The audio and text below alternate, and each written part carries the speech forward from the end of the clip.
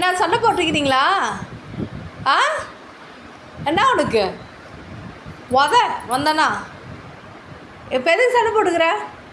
எதுக்கு பண்ணி அவளை அடிக்க போகிற? ஆ அவளையே அடிக்கிற?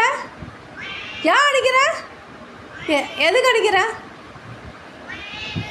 ஏன் அடிக்கிற? கிட்டலாம் வரக்கூடாது. ஏன் அடிக்கிற நீ? ஆ அத்தை டிக்கெட் வருது போய்.